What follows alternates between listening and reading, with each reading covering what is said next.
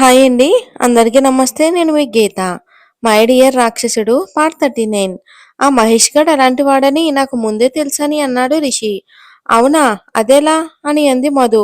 అంతే, ఒక మగవాడు ఎలాంటి వాడు అనేది ఒక మగాడికే తెలుస్తుంది. కానీ ఆ బాస్టర్డ్ని మాత్రం అస్సలు వదలను అని అన్నాడు రిషి. ఇప్పుడు వాళ్ళు ఎక్కడున్నారు అని అంది మధు సైలెంట్గా. పోలీస్ కస్టడీలో నుండి హాస్పిటల్లో ఉన్నారు. సరే కానీ ఇప్పుడు నీకెలా ఉంది అని అన్నాడు రిషి. నాకిప్పుడు చాలా ప్రశాంతంగా ఉంది. ఎందుకంటే మీరు నాకెక్కడ దూరం అవుతారో అని భయం, బెంగ నన్ను ప్రాణం లేని మనిషిలా ఉంచింది. ఇప్పుడిప్పుడే నాకు ఊపిరి ఆడుతున్నట్టుగా ఉంది అని అంది మధు ప్రశాంతంగా. నా మీద నమ్మకం లేదా మధు అని అన్నాడు రిషి. మీ మీద నమ్మకం ఉండబట్టే మిమ్మల్ని ఎవరికీ తెలియకుండా మీరు పెళ్లి చేసుకుందాం అంటే ఒప్పుకున్నాను. మీతో కాపురం చేశాను. కానీ అదే నమ్మకం ఇక్కడికొచ్చాక నీ మార్పు చూసి నాకు భయం వేసింది. ఇది మీ మీద నమ్మకం గురించి ఇక్కడ కాదు. కానీ మన ఫ్యూచర్ ఏంటి అన్న కన్ఫ్యూజన్ అని అంది మధు. సారీ మధు, నువ్వు ఎంత బాధపడుతున్నావో నాకు తెలుసు. కానీ నేనేమీ చెయ్యలేని పరిస్థితిలో ఉన్నాను. ఇక నుంచి ఎప్పుడూ మనకి దూరం ఉండదు. మాటిస్తున్నాను అని తన చేతిని రిషి చేతుల్లోకి తీసుకుని నిజంగానా కన్నా అని అంది ఆమె కళ్ళ నీళ్లతో. అవును అని అన్నాడు అతను ఆమెను దగ్గరికి తీసుకుని. ఇద్దరూ ఒకరినొకరు హత్తుకుని వాళ్ళ మధ్యన ఉన్న బాధని చెరిపేశాడు. కాసేపటికి ఇద్దరు వేరుపడి, మధు, మనం మళ్ళీ కలిసిన సందర్భంగా పార్టీ చేసుకోవాలి. ఎక్కడికి వెళ్దామని అన్నాడు రిషి. పార్టీయా? ఇప్పుడా?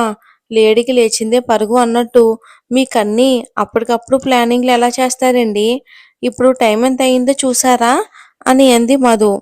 తెలుసుగా నా సంగతి. ఇది మీ విజయవాడ కాదమ్మా, హైదరాబాదు. ఇక్కడ నైట్ లైఫ్ నీకు తెలీదు. చూపిస్తా పదా అని ఆమె చెయ్యి పట్టుకుని బయటికి వెళ్ళి హాస్పిటల్ బిల్ కట్టేసి కారు దగ్గరికి వెళ్లారు. ఇద్దరు ముఖంలో సంతోషం. ఆమె తలకి దెబ్బున్నా కానీ అది కూడా ఆమె లెక్క చేయలేదు. చాలా రోజుల తర్వాత ఇద్దరూ కలిసిన ఆ క్షణాన్ని ఆమె వదులుకోలేదు. అందుకే అతని వెంటే వెళ్ళింది. కారులో కూర్చుని సీట్ బెల్ట్ పెట్టుకుంది. అతను డ్రైవింగ్ సీట్లో కూర్చుని ఆమెని చూశాడు. తలకి కట్టు ఉన్నా కానీ అతనితో వెళ్తున్నా అన్న ఆనందమే ఆమె ముఖంలో స్పష్టంగా కనిపిస్తుంది. వెంటనే ఆమె నుదుటి మీద ముద్దు పెట్టుకున్నాడు ప్రేమగా రిషి. ఆమె కూడా కళ్ళు మూసుకుని ఆ ప్రేమను ఆస్వాదించింది. ఇద్దరూ ఒకరినొకరు చూసుకుని చిన్నగా నవ్వుకున్నారు. కన్నా, ఇంక నా వల్ల కాదు మనం దూరంగా ఉండడం అని అంది ఆమె మూతి ముడుచుకుని. ఇంకా కొన్ని రోజులు మాత్రమే తల్లి. నా బంగారు కదూ, కొంచెం ఓపిక పట్టు. సరేనా? దానంతు చూసి అప్పుడిక ఈ ప్రపంచం అంతా మనదే కదా అని అన్నాడు రిషి మన మధుని బుజ్జగిస్తున్నట్లుగా. హా, కానీ ఆమె అంత డేంజర్ మనిషిని నేనెక్కడా చూడలేదు కన్నా. మరీ ఇంత క్రూయలా? కన్న తల్లి మీద కూడా కనికరం లేదు ఆమెకి అని అంది మధు ఆశ్చర్యంగా. మనుషులందరూ ఒకేలా ఉండరు మధు. ఒకటి గుర్తుపెట్టుకో, అందరూ మనలా ఉండరు. మనలా ఆలోచిస్తున్నారు అనుకోవటం తప్పు. మంచిగా ఉన్నా కానీ వాళ్ళ మనసుల్లో ఏమి ఉందో కనిపెట్టి వాళ్ళ ప్లాన్ వాళ్ళకే విసరాలి. పైన చూసి ఎప్పుడూ మోసపోకూడదు అని అన్నాడు రిషి సీరియస్గా. ఇప్పుడు ఇదంతా నాకెందుకు? నువ్వు ఉంటావుగా నాతో పాటు. ఇంక నాకేమీ భయం లేదు అని అంది అతను భుజం మీద వాలిపోతూ.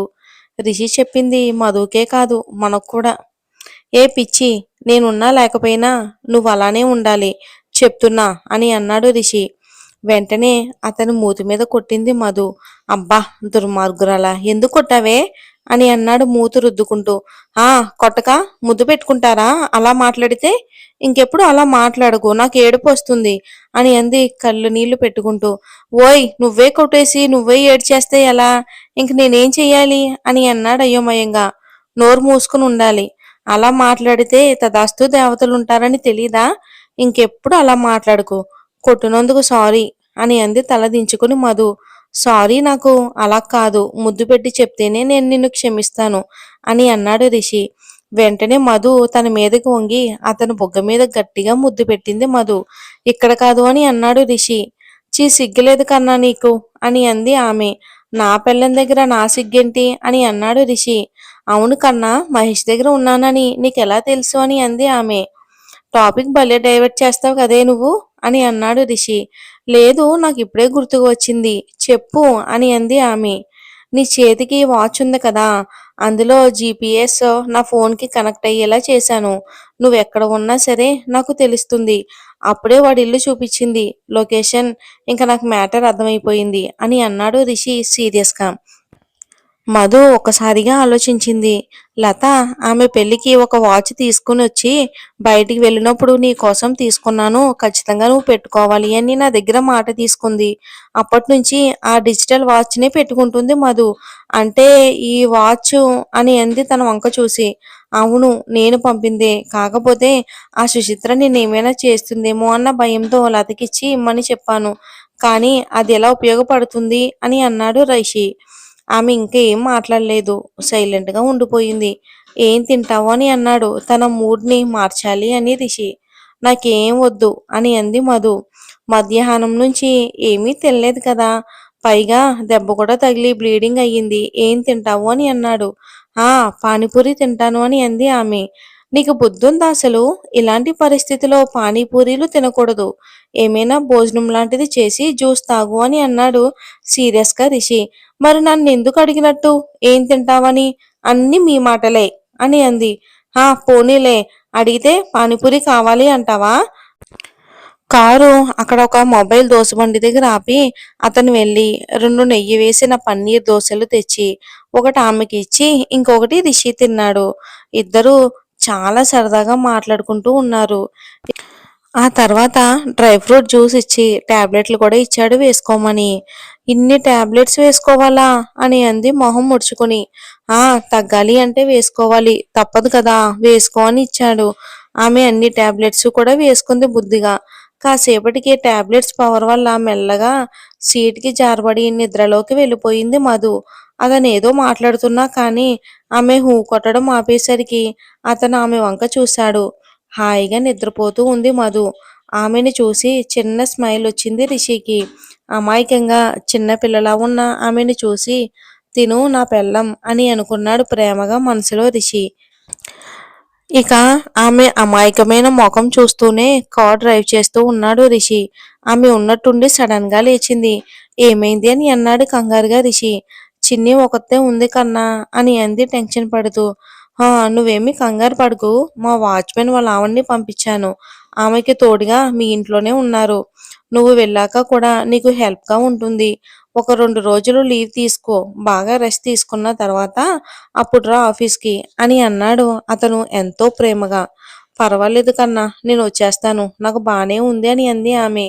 "చెప్పింది వినవా మధు నువ్వు? నీకు దెబ్బ గట్టిగా తగిలింది. అది తల మీద. నువ్వు కనుక రెస్ట్ తీసుకోకుండా మళ్ళీ స్ట్రెస్ తీసుకుంటే అది ఇంకా ఎక్కువవుతుంది. ఎందుకు మొండిపట్టు పడతావు?" అని అన్నాడు కోపంగా. మధు ఇంకా సైలెంట్ అయిపోయింది.